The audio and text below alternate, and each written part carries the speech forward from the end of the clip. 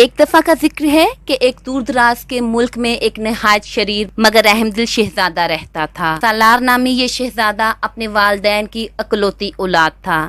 ایک روز شہزادہ اپنے محل کی بالکنی میں بیٹھا تیر کمان سے پرندوں کا شکار کر رہا تھا۔ اچانک اسے وہاں سے ایک بوڑھی عورت گزرتی نظر آئی۔ بوڑھی عورت نے اپنے ہاتھ میں لکڑی کی ایک بالٹی اٹھا رکھی تھی اور اس میں پانی بھرا تھا۔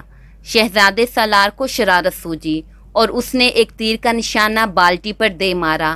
تیر سے بالٹی میں سوراخ ہو گیا جس کی وجہ سے پانی بہہ نکلا۔ بیچاری بوڑھی عورت اپنی محنت کو ضائع ہوتے دیکھ کر رونا شروع ہو گئی۔ شہزادے سالار کو اس بوڑھی عورت پر بہت رحم آیا اور اس نے اپنے خادموں کو حکم دیا کہ جاؤ جلدی سے اس بوڑھی عورت کی بالٹی کو مرمت کرو اور اس میں پانی بھی بھر دو۔ یہی نہیں بلکہ اس نے شاہی بگی نکلوائی اور خود بوڑھی عورت کو اس کے گھر چھوڑنے گیا۔ بوڑھیا شہزادے کے حسن سلوک سے بے حد متاثر ہوئی اور شہزادے کو دعا دیتے ہوئے کہنے لگی کہ خدا تجھے معجبی شہزادی جیسی حسین بیوی عطا کرے۔ معجبی شہزادی کا نام سنتے ہی شہزادے نے تجسس کے مارے اس کے بارے میں پوچھا۔ شہزادے کے اشتیاق کو دیکھتے ہوئے بڑھیا نے اسے بتایا کہ یہاں سے کوسوں دور ملک فارس کے قریب سنترے کے درختوں کا ایک بہت بڑا جنگل ہے۔ اس جنگل میں ایک درخت بقیہ سب درختوں سے بڑا نظر آتا ہے اور اس پر لگے ہوئے سنتروں میں انڈوں کے برابر ایک چھوٹا سنترا بھی ہے جس میں سے سنہری شعاعیں نکلتی ہیں۔ معجبی شہزادی اس سنترے میں بند ہے مگر اس سنترے کو لانا نہایت جان جوکھوں کا کام ہے۔ معجبی شہزادی کو کسی جادوگرنی نے سنترے میں قید کر رکھا ہے۔ بڑھیا کی بات سنتے ہی شہزادہ سالار اس قدر بے چین ہوا کہ اس نے ارادہ کر لیا کہ وہ ہر صورت میں معجبی شہزادی سے ہی شادی کرے گا۔ چنانچہ اپنے محل میں پہنچتے ہی اس نے اپنے سب سے زیادہ تیز رفتار گھوڑے کو تیار کیا، کچھ سامان لیا اور چپکے سے محل سے نکل گیا۔ شہزادے کو سفر کرتے ہوئے پورے 15 دن گزر گئے۔ راستے میں سے کئی دشوار مقامات سے گزرنا پڑا۔ آخر 16ویں روز اسے شمال کی جانب ایک سنترے کے درختوں کا بہت بڑا جنگل نظر آیا۔ شہزادہ سالار جنگل میں سفر کرتا رہا۔ سفر کے دوران جب اسے باغ میں ایک سب سے بڑا اور پروقار درخت نظر آیا تو اس نے سوچا ہو نہ ہو یہی وہ درخت ہے جس کے متعلق اس بڑھیا نے بتایا تھا۔ اب شہزادے نے اپنے گھوڑے کو ایک قریبی درخت کے ساتھ باندھا اور خود بڑے درخت پر چڑھنا شروع کر دیا۔ اچانک اسے سنتروں کے درمیان ایک چمکتی ہوئی چیز دکھائی دی۔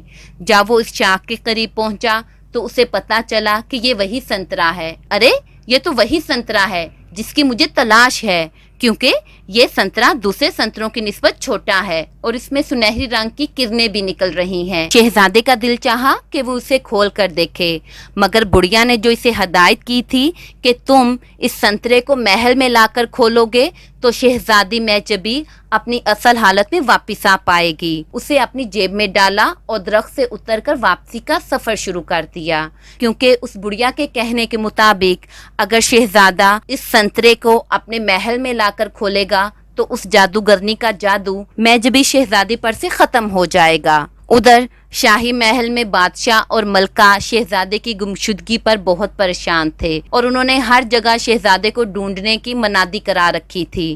جب کئی روز بعد شہزادہ واپس آیا تو پھر ان کی جان میں جان آئی۔ شہزادے نے محل میں پہنچتے ہی بادشاہ اور ملکہ کو سارا ماجرا سنایا اور انہیں اس سنترے کے متعلق بتایا۔ جب سنترے کو کھولا گیا تو اس میں سے ایک سنہری روشنی نکلی اور ساتھ ہی ایک خوبصورت شہزادی بھی باہر نکل آئی۔ سب لوگ اتنی حسین شہزادی کو دیکھ کر بہت حیران ہوئے اور چند روز کے اندر ہی شہزادی معجبی اور شہزادے سالار کی شادی ہو گئی۔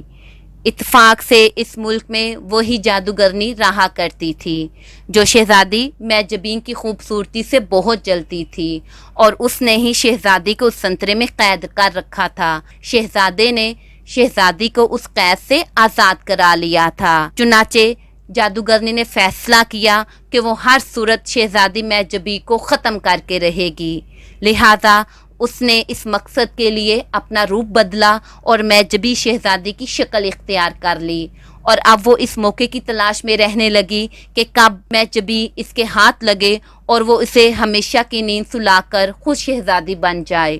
ایک روز शहजादा सालार और शहजादी मैजबी महल के पिछले हिस्से में मौजूद झील के किनारे सैर कर रहे थे। जब वो आराम के लिए बैठे तो अचानक शहजादे सालार को नींद आ गई और वो सो गया। इस मौके से फ़ायदा उठाकर जादूगरनी, जो कि हर वक्त दोनों की ताक में रहती थी, मैजबी के पास पहुंची और उसे अपने पास बुलाकर कहने लगी, देखो हम दोनों की शक्लों में किस कदर मुशाहबत है। आओ झील के पानी में अपना अक्स देखें कि दोनों में से ज्यादा खूबसूरत कौन है। मैजबी चूंकि बहुत बोली और सीधी सादी शहजादी थी, चुनाचे वो फौरन जादूगरनी की बातों में आ गई और उसके साथ चल पड़ी। झील के किनारे पर जब पानी में उन्होंने अपना अक्स देखा तो मैजबी जादूगरनी से ज्यादा खूबसूरत नजर आ रही थी। अब जादूगरनी ने कहा, अगर मैं तुम्हारे कपड़े और जेवरात पहन लूं और तुम मेरे कपड़े पहन लो तो मैं तुमसे ज्यादा खूबसूरत नजर आऊंगी। मैजबी मान गई और उसे अपने कपड़े और जेवरात उतार कर दे दिए और खुद उसके कपड़े पहन लिए। अब जब दोनों अपना अक्स देखने के लिए झील के किनारे पर खड़ी हुई तो जादूगरनी ने मैजबी को झील में जोर से धक्का दिया। शहजादी पानी में गिरकर डूब गई और जादूगरनी शहजादे के साथ मैजबी बनकर रहने लगी। उधर शहजादे सलार को अपनी बीवी में अजनबीपन दिखाई देने लगा और वो उससे खिंचा खिंचा रहने लगा।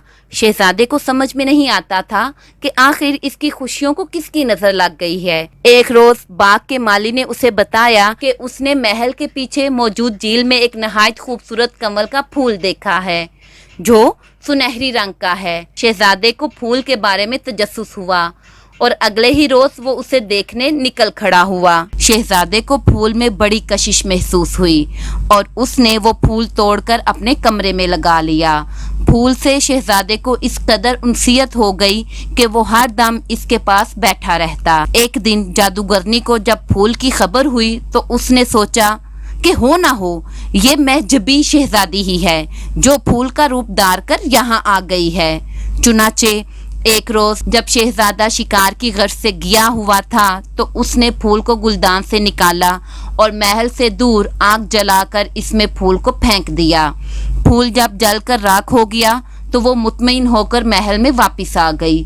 जब कुछ रोज बाद इसका उसी जगह से गुजर हुआ तो क्या देखती है कि वहां पर अखरोट का एक बहुत बड़ा दरख्त लगा हुआ है और इस पर बड़े बड़े अखरोट लगे हुए हैं। जादूगरनी समझ गई कि महजबी ने एक नया बेस बदल लिया है।